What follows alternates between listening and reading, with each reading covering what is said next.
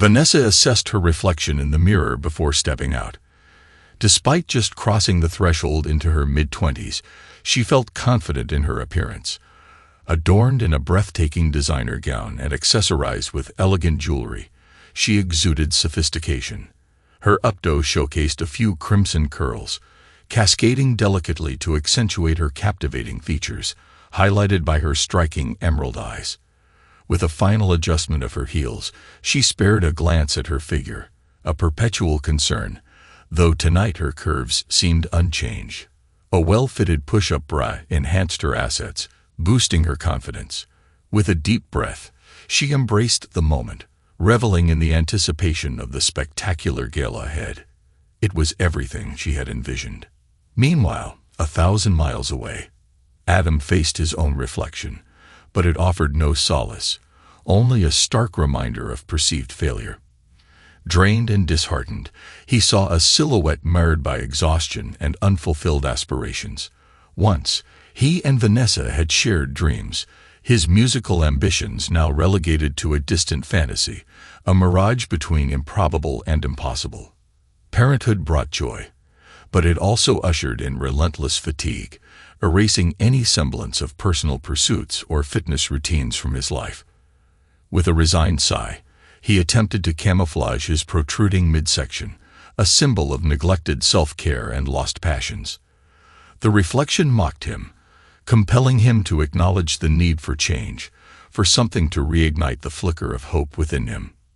Reflecting on the past, Adam recalled fondly their cherished song from the early days of their relationship, "Dirty Old Town" by Ewan MacColl and Shane MacGowan of the Pogues. Though their surroundings didn't exactly match the song's imagery, instead of gasworks, there were imposing tanks dubbed boilers for their resemblance to massive steam boilers. The sentiment resonated deeply. Both he and Vanessa shared a longing to break free from their small coal town. Adam's escape plan centered on his passion for music, while Vanessa sought a career in business. Springsteen's lyrics captured their shared sentiment perfectly. "We gotta get out while we're young, 'cause tramps like us, baby, we were born to run." Another passion of Adam's stemmed from his love for the outdoors, nurtured by inspirational teachers who ran an outdoors club for kids from coal towns. Through activities like rock climbing, mountain biking, canoeing, and sailing, they discovered the beauty of nature and the potential of the wider world. Following sixth form college, Adam and Vanessa embarked on an unforgettable European adventure, living out of his uncle's weathered VW camper van. Traveling across Germany, France, and Italy, they marveled at the Alps, with Adam finding inspiration for countless songs, though their audience remained confined to him and Vanessa. Working odd jobs at campsites, Adam indulged in his passion for climbing, realizing his limitations, but relishing the experience nonetheless. Playing guitar covers in bars helped fund their extended journey through the Dolomites and Croatia. Yet Adam's dreams of exploring the Himalayas and climbing the new summit remained out of reach due to financial constraints. Their plans took an unexpected turn when Vanessa became pregnant, leaving them both bewildered about the failure of their contraception. Despite doubts and against friends' advice, they married, welcoming their daughter Gloria 9 months later. They relocated to London, with Adam supporting Vanessa as she completed college with top honors in marketing and public relations, while he took on the role of primary caregiver for Gloria. Though it made practical sense, Adam struggled to adapt to the bustling city life, yearning for the simplicity and space of his small-town upbringing. Their cramped and exorbitantly priced flat left much to be desired, though the vibrant music scene and new friendships offered moments of solace. Adam juggled an additional bar job to make ends meet in the face of soaring rent prices. Vanessa's career soared straight out of college, and 3 years later, she received an exciting new job offer. Eagerly, she called Adam, requesting his presence at a plush restaurant to discuss the details. Though it seemed like an odd request, Adam managed to arrange for their neighbor to watch Gloria for a couple of hours. Upon arriving at the restaurant, Adam found Vanessa deeply engaged in conversation with a strikingly handsome man, whose French accent grated on his nerves. Introductions revealed the man to be Ernest, a minor European royal. It dawned on Adam that Vanessa had become his public relations executive, news that came as a surprise. Ernest effusively praised Vanessa's brilliance and the ideas she contributed to his charity work, expressing delight at working with her. The job offer entailed a 1-year secondment, leading a media and publicity team for various charity and promotional projects, with the potential for a managerial role in Vanessa's parent company afterward. The catch: the post was based in Monaco and involved extensive travel. It was Vanessa's big break, a stepping stone to further success. Though Adam wished Ernest had been less charming, he appreciated the invitation and warm welcome extended to him. As they discussed their options on the way home, Adam and Vanessa contemplated the implications. Moving to Monaco seemed impractical due to Gloria's upheaval and Vanessa's frequent travel. London held little appeal for Adam, and caring for Gloria alone would be challenging. Returning to their hometown during Vanessa's contract emerged as the most viable solution, offering savings on rent and familial support. While leaving Gloria at such a tender age worried Vanessa, they knew their mothers would eagerly step in to help. Adam felt nervous about returning to the place he once longed to escape. However, the familiarity and sense of community brought unexpected comfort. Despite its flaws, their hometown felt like home, a place where generations of their family had left their mark. Adam found solace in the familiar streets and the ability to escape to the nearby coast and hills. Initially, everything seemed promising, with daily FaceTime chats and Vanessa returning home every fortnight. Vanessa thrived in her high-profile role, managing big budgets with apparent ease. Adam, though disappointed about his own career prospects, admired Vanessa's success and dedication. As Vanessa's profile grew, appearing frequently in newspapers and magazines alongside Ernest during his charity endeavors, Adam felt a mix of pride and happiness for her achievements. Despite the distance, they made the most of their time together during her visits home, cherishing intimate moments and working on their relationship. However, coordinating visits became increasingly challenging as Vanessa's charity commitments intensified. Missed calls and postponed trips home became more frequent, leaving Adam feeling increasingly disconnected. He watched as Vanessa's presence in the media overshadowed by Ernest's prominence, highlighting the strain on their relationship. Despite endless discussions, Adam struggled to reconcile Vanessa's career aspirations with their family life. He expressed his concerns about Gloria's growing distance from her mother and pleaded for Vanessa to prioritize their family, especially as they reached the midpoint of the year. Vanessa's response about a looming Gale event only fueled Adam's frustration.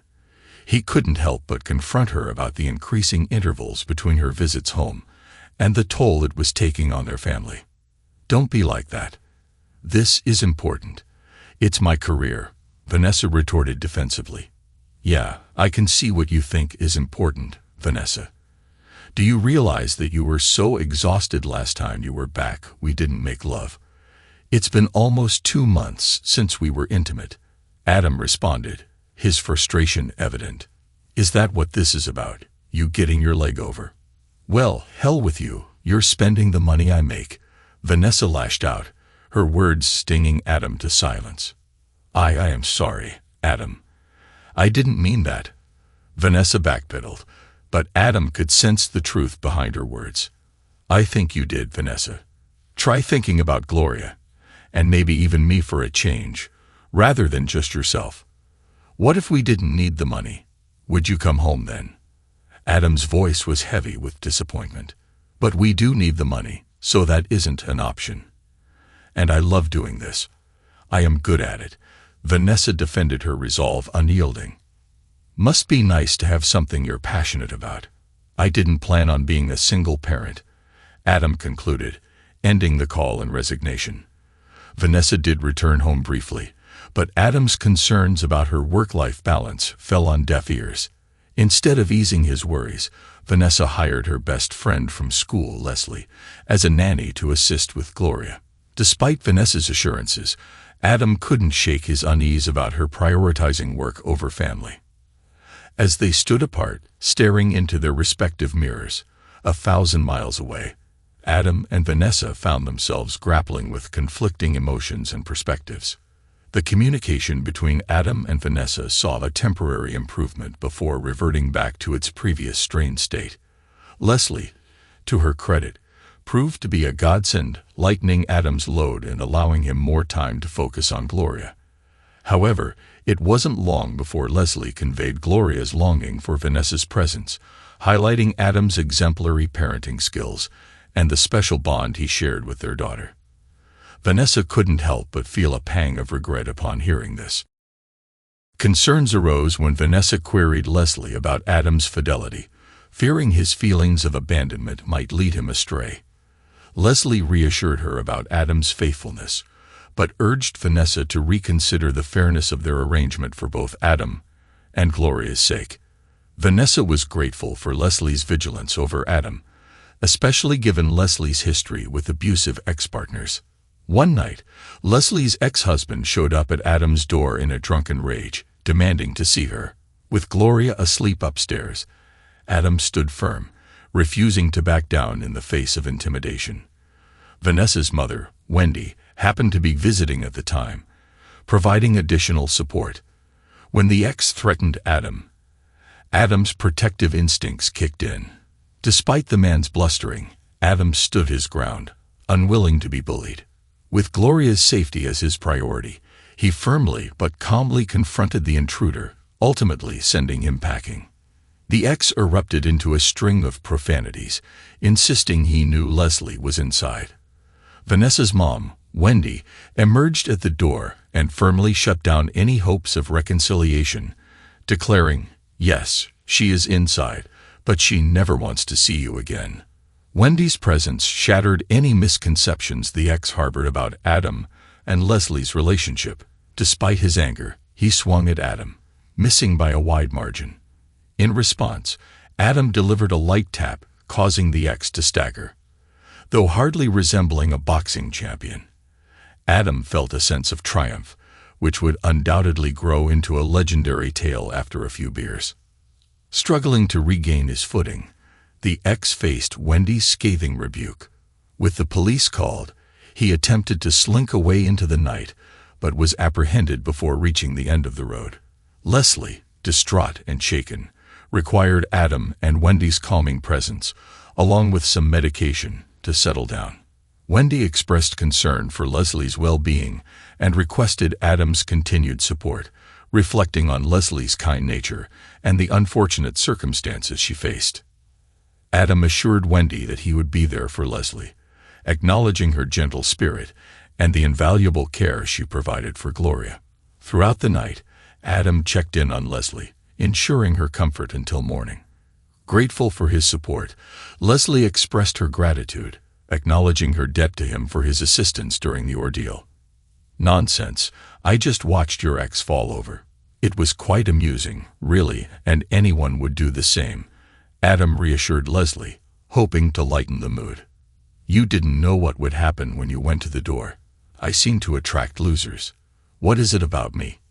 Why can't I just find a nice guy like you?" Leslie's voice trembled with self-doubt and frustration.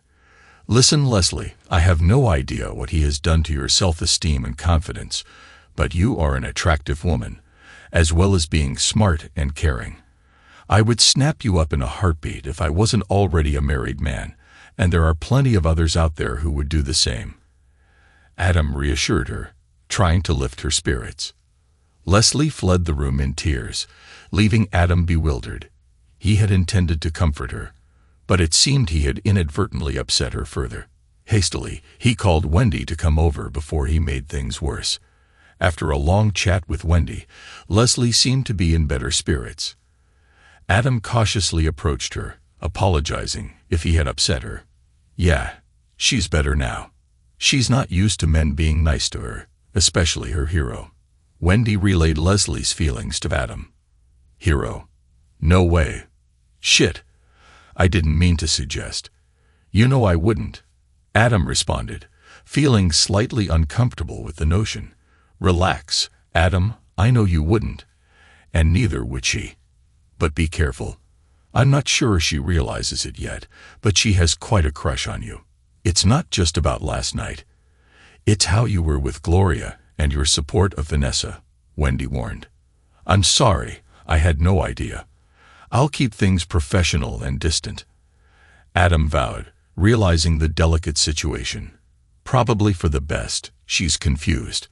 I'll keep talking to her as well," Wendy assured him, offering her support in navigating the situation.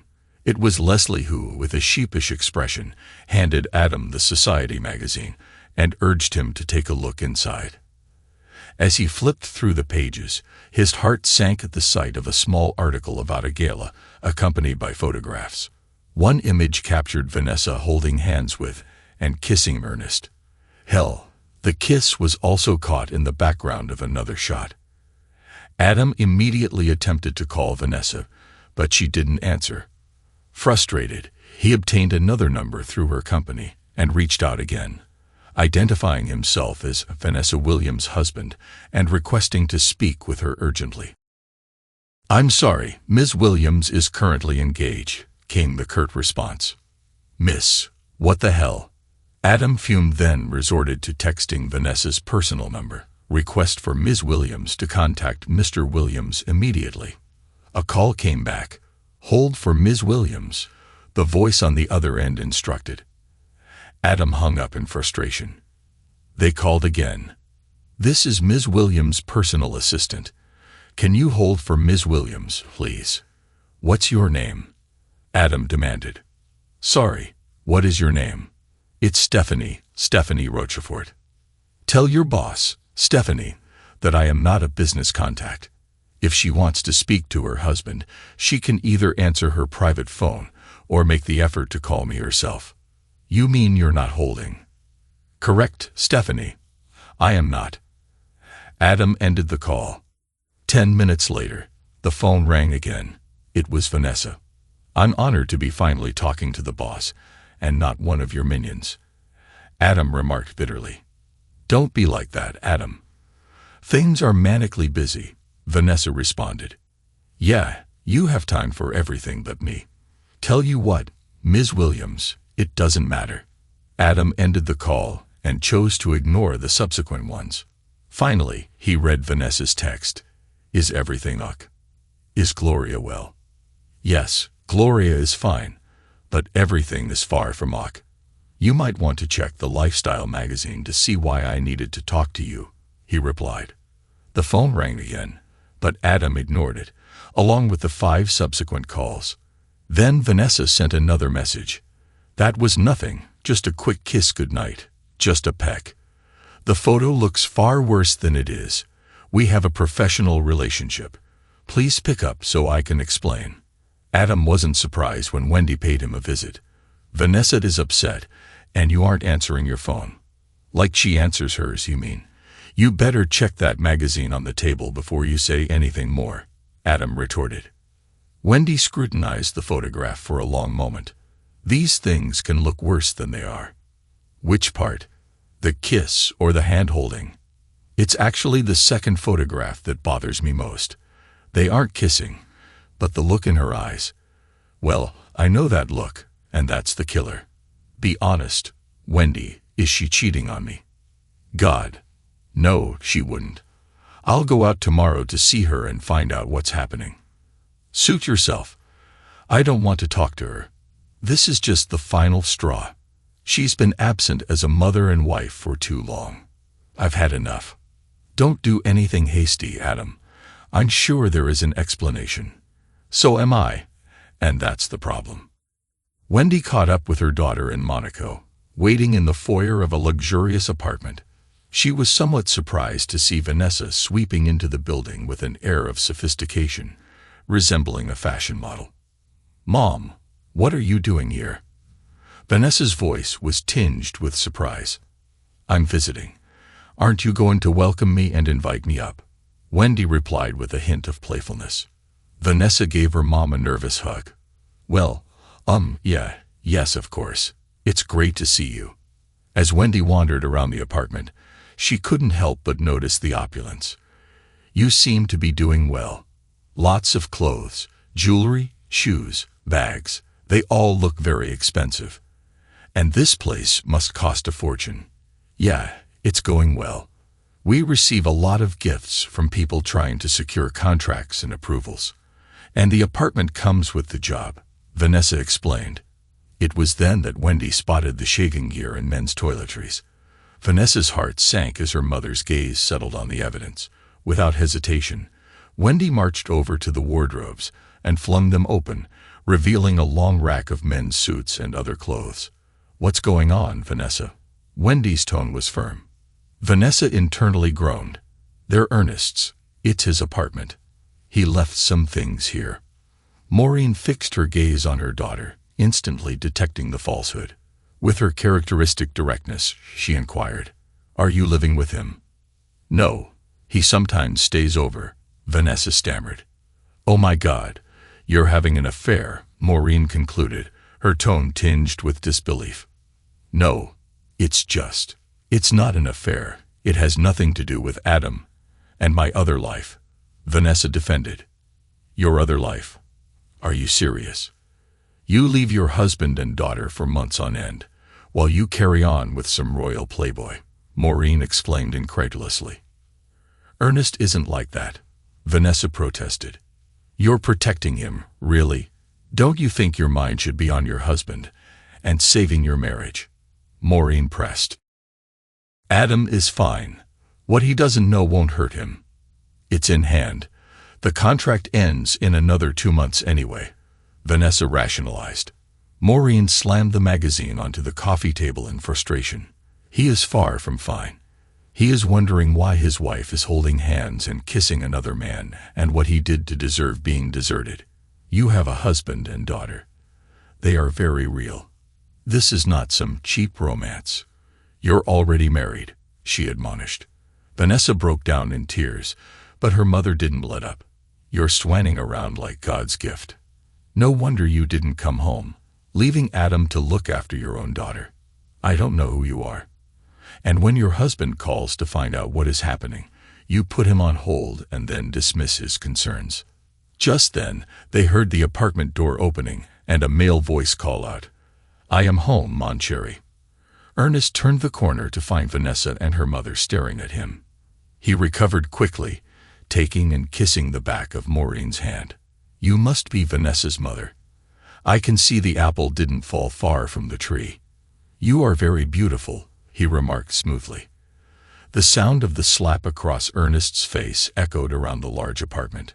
"Don't start talking this nonsense to me. My daughter may be an idiot, but I assure you she is not," Maureen snapped. Ernest held his cheek in shock, his eyes watering. "Please tell me you're not going to cry. How pathetic, and how dare you seduce a married woman," Maureen scolded him. Ernest tried to recover. "It was not planned. It was a true romance. We can't defy the fates." "Rubbish. It was very planned, and either of you could have stopped it. You aren't brainless Mormons, while she might be. You do realize she has a daughter, my granddaughter, that she will lose," Maureen countered. "I won't lose her, Mom," Vanessa interjected. "Really? If your own mother knows Adam is a better parent, I can't see a family court seeing it any differently. You have all but abandoned her for this." "This piece of crap," Maureen continued. "I haven't abandoned anyone, and the family courts won't come into it," Vanessa insisted. "Wake up, Vanessa. Adam is talking about divorce. You have disregarded the man and abandoned your child. If he finds out for sure you have had an affair, you are finished," Maureen warned. Ernest tried to support Vanessa's stance. "This is a brief romantic interlude. I never intended to harm Vanessa's marriage." "No, you just intended to get your leg over and succeeded because it appears my daughter is a tramp. Tell me something. Are you going to step up? Marry her?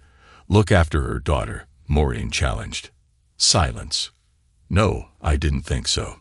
A divorce mom wouldn't be the right fit for the image and family, would it?" Maureen remarked sharply. Ernest shifted uneasily. "Vanessa, I will leave and allow you some time to sort this out with your mother. It's obvious you need to discuss things," he said, making his exit.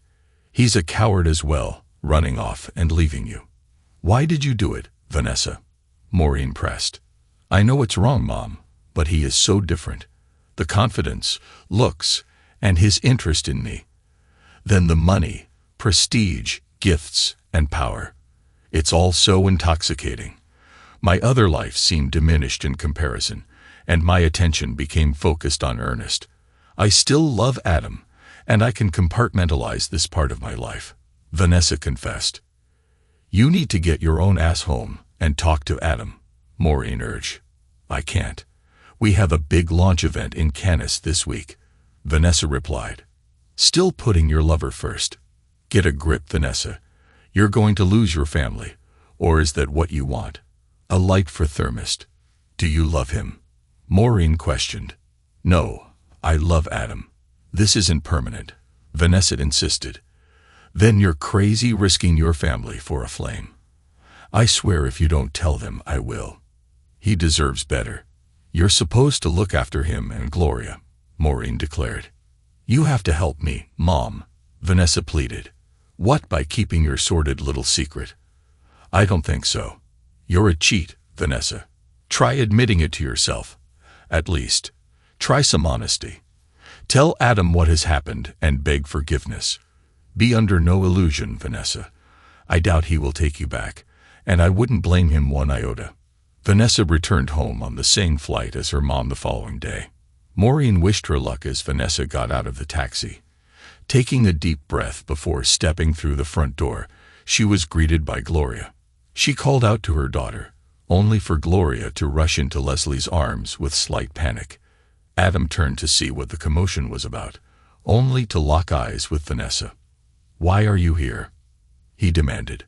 What do you mean? I live here, Vanessa replied, confusion evident in her voice.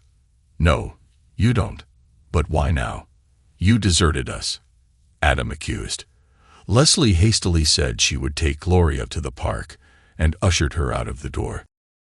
So, are you going to say this is nothing, or can we just admit you were with him as well?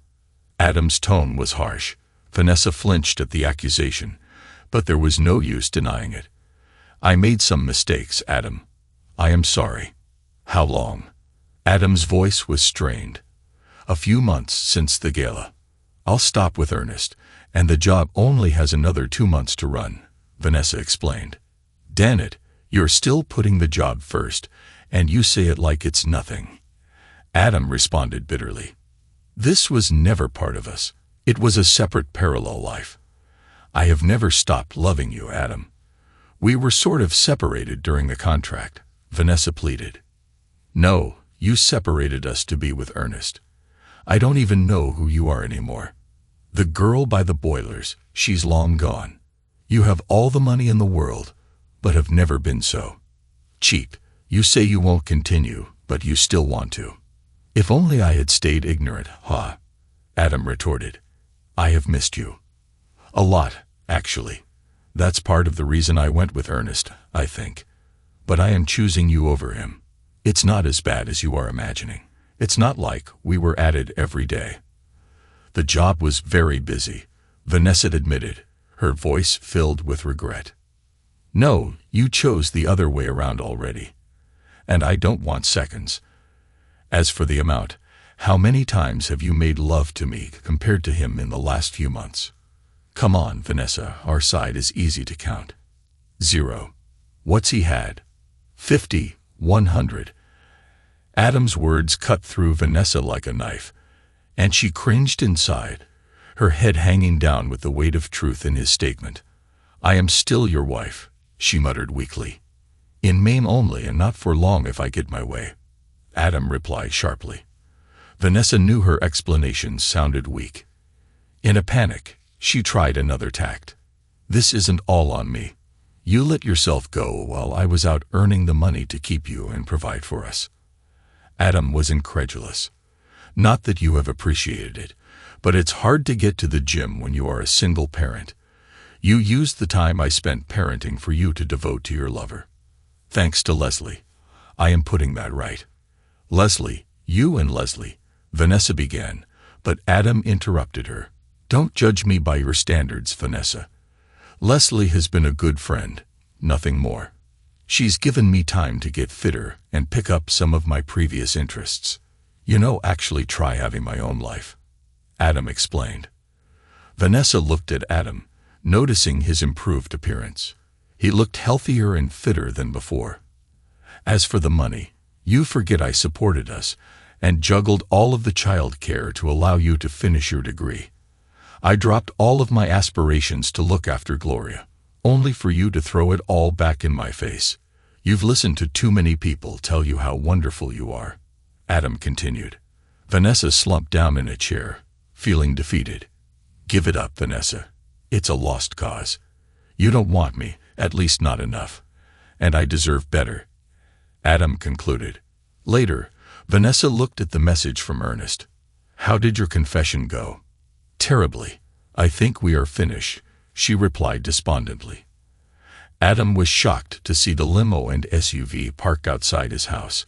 They just didn't fit the area.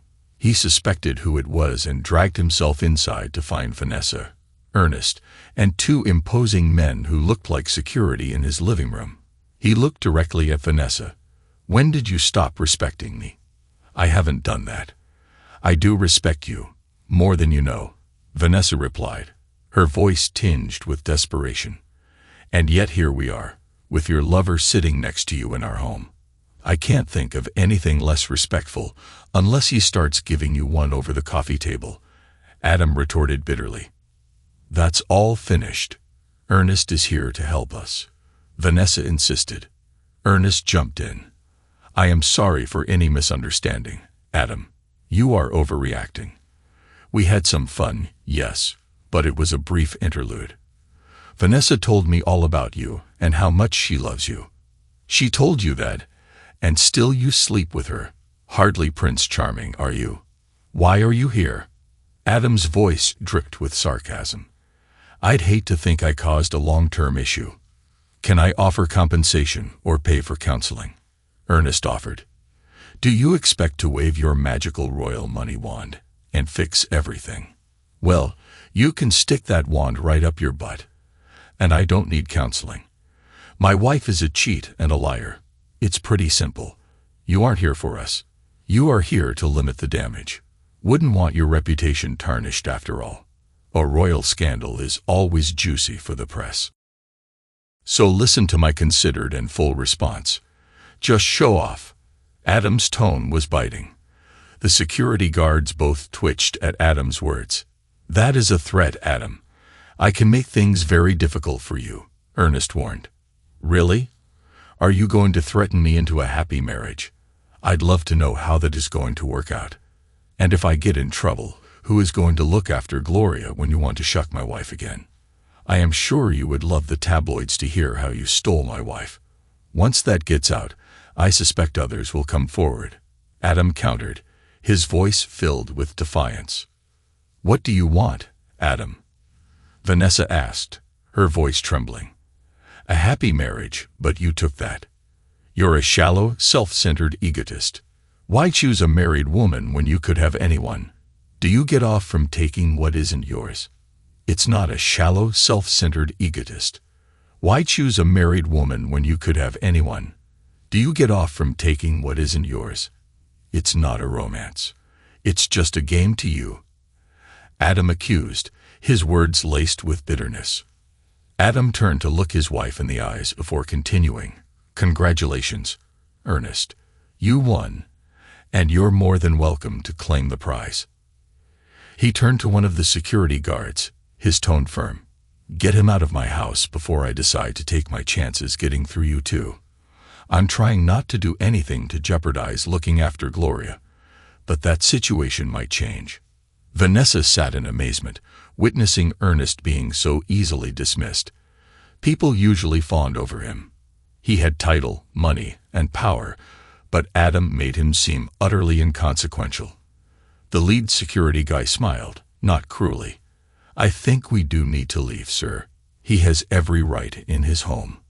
Ernest nodded curtly. Vanessa, I think your contract has run its course. I will pay the outstanding balance and say you completed ahead of time. But I won't need your services going forward. With that, Ernest left the small house, the two guards in tow. It seems like you've been dumped, dear. Not a nice feeling, is it? Funny how the job was so important, but he can cope so easily without you. Makes you wonder if it was a real job in the first place, or if you were just his bed warmer, Adam remarked, his tone cutting. Don't be cruel, Adam. That isn't you, Vanessa pleaded. Cruel? Or am I treating you like you've treated me over the past year? Adam shot back, his anger palpable.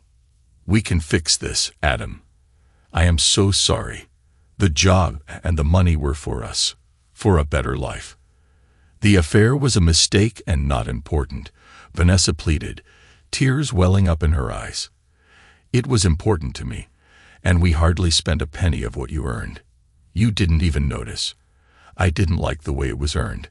You didn't just desert me, you deserted our child, and that's unforgivable. Adam replied, his voice heavy with hurt and disappointment. A couple of days later, Adam received a call from the French press. Initially inclined to end the call, he paused, a memory of Ernest's visit to his home surfacing. It had been brief, a mere couple of minutes, with Adam confirming his marital status with Vanessa Williams, emphasizing they were neither divorced nor separated and acknowledging their shared parenthood. Regarding Vanessa's relationship with Ernest, he remained tight-lipped. The story broke a few days later and exposed primarily centered on Ernest, branding him a philanderer. While not inherently problematic, the revelation of numerous linked marriage breakups tarnished his image. Vanessa was mentioned in passing, among many others. The divorce proceedings dragged on for months, with Vanessa resisting every step of the way. Seated in an office with their respective lawyers, Adam finally broke the awkward silence. We need to talk about Gloria and the divorce, Vanessa. If you pursue the divorce, I want the house and the savings, seeing as I earned them, Vanessa asserted. Bloody hell, Vanessa, get a grip. I suppose at least you're consistent, so materialistic, and you just have to win, don't you? I want full custody of Gloria. Never. Gloria needs her mom, Vanessa retorted. Don't make me laugh. She barely knows you. Where has her mom been? Oh yeah, she's too busy getting her head screwed on to worry about her own daughter. Adam shot back. She is more of a mother to her than you could ever dream of being. Face facts. Gloria needs me, and I'm a better parent. For once, trying to base a decision on what is right for her, not you trying to win again. I swear you can keep it all of the money, but I'll fight to the death for Gloria, Adam asserted. Do you hate me that much that you don't trust me with our own child? I could be in her life, in both of your lives, if you let me, Vanessa pleaded. If you mean staying together, that is never going to happen. There's something I don't understand. When you admitted your affair, how did you think you were ever going to get away with it? Adam questioned, his tone heavy with frustration. I thought you would forgive me, Vanessa confessed, her voice tinged with regret. It never crossed your mind that I wouldn't take you back, did it? You really have an inflated opinion of yourself. Well, I won't ever take you back. 6 months ago, I looked in a mirror and felt worthless, broken, like a fool, Adam replied, his tone heavy with pain. You're not, Adam replied, his tone heavy with pain. You're a wonderful, kind, caring man. I hate that I did that to you. I never knew what I had, Vanessa admitted, her voice trembling with emotion. I am finally starting to think you were right. I can look in a mirror now and feel better about things and better about me, Adam revealed. You can. Well, that's good. What changed? Vanessa inquired, curiosity evident in her voice. It's more of a who, Adam responded cryptically. What do you mean? Vanessa pressed, puzzled. Leslie made me see myself differently, that your actions don't change who and what I am. I'm okay with who I am. It just took someone else to help me see that, Adam explained. No, how can you? You lecture me about cheating, and you're sleeping with my best friend, Vanessa accused, disbelief coloring her words. I didn't say we slept together. We didn't, But I hope it's in our future when the divorce is finalized, Adam admitted candidly. Vanessa asked to see Adam without their lawyers present. I've spoken to my mom. I think Gloria will be better off with you, Vanessa stated, her tone sincere.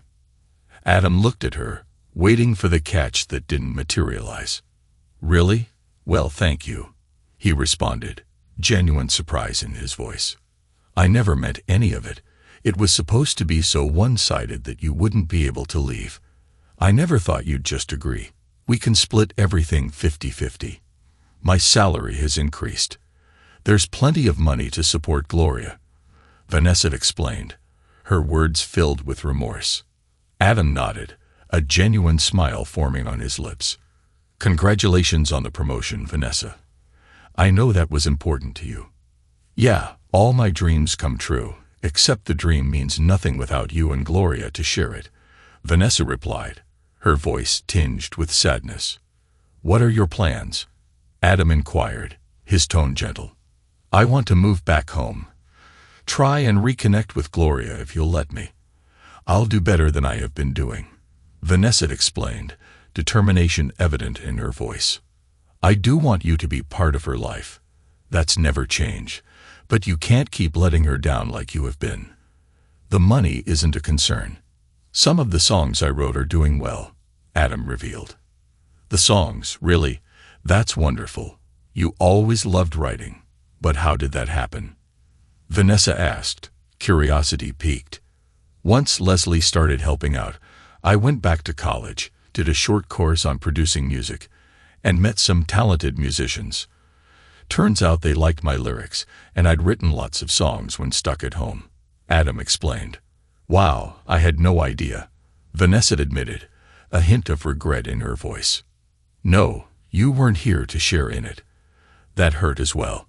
And when you didn't ask, I didn't offer any information. Anyway, some of the songs got passed around and a couple were picked up by a recording artist. I got a break. One of the songs I penned years ago on our European trip got covered and made the top 20. It sounds nothing like what I wrote, but hearing it on the radio reminded me of us. 14 years old and listening to the new top 10. Adam reminisced. Vanessa smiled at the memory. I love that, and I always loved you playing and singing. That trip was magical. That was before I lost everything, she recalled wistfully. They are good memories, Vanessa, and you're still glorious, Mother. We will always have that, Adam reassured her. Yeah, that and a shared mother. Mom likes you more than me. Consider yourself completely adopted, and you have zero chance of shaking her off. She never fails to remind me what an idiot I am, Vanessa chuckled. Adam laughed heartily. Maureen's the best. She's around a lot and dotes on Gloria. She mentioned slapping Ernest. I'd love her for that alone. Vanessa moved back home and gradually reconnected with Gloria with the help of Adam, Leslie, and especially Maureen. They formed a supportive network that helped Vanessa rebuild her relationship with her daughter. One evening, while collecting a Thai takeaway meal, Vanessa spotted Adam out with her daughter. Vanessa spotted Adam out with their old school friends. He appeared relaxed and engaged, effortlessly commanding the attention of the group. Vanessa watched him from a distance, feeling a mix of admiration and regret. Adam noticed her and approached with a warm smile. Hey, Vanessa, it's nice to see you having a good time, he greeted her. Yeah, we got together once I moved back up here. You should come over and say hello to the guys, Adam suggested. Vanessa hesitated, feeling self-conscious. I can't. I'm embarrassed about everything. They'll be okay with you, Adam reassured her. No, it's fine. Don't you have any outdoor trips or music this weekend? Vanessa inquired, trying to change the subject. Yeah, a gig tomorrow night, and I'm hoping to take Gloria on her first outdoor trip next weekend. Adam replied, his eyes lighting up at the mention of his daughter. That sounds like the life you dreamed of, Vanessa remarked, a hint of wistfulness in her voice. Yeah, well, getting there, I guess, Adam responded modestly. Just then, Leslie walked in, greeting Vanessa warmly as she took Adam's arm. Vanessa couldn't help but notice the adoring look Leslie gave Adam, a look that reminded her of the one she herself had worn years earlier. Vanessa bid them farewell with a wish for their happiness before hastily departing, inadvertently leaving her takeaway meal behind. As she stepped onto the street, she fought to contain her tears until she was out of sight. Returning to her apartment, she confronted her reflection in the mirror with a sense of dissatisfaction. The toll of frequent hotel meals and takeout had manifested in extra pounds, and she appeared weary. Her attire, once stylish, now seemed ostentatious, her skirt perhaps too short, her heels too high, a stark contrast to her days in Monaco, now a distant memory. The most agonizing part was meeting her own gaze. Was she a betrayer, an inadequate mother, a divorcee? She had cast aside Adam, her partner in dreams, who had stood by her through college and sacrificed for their child. Her mother's admonishments echoed in her mind. She had indeed been foolish. In the background, a song from their past played on the radio, featuring the voices of Kirsty MacColl and Shane McGowan, both sadly departed. Their lyrics resonated deeply. I could have been someone. Thanks to everyone who took the time to listen to today's stories. If you enjoyed it, please consider liking and subscribing if you haven't already. Feel free to share your thoughts on the events in the comments below. Take care.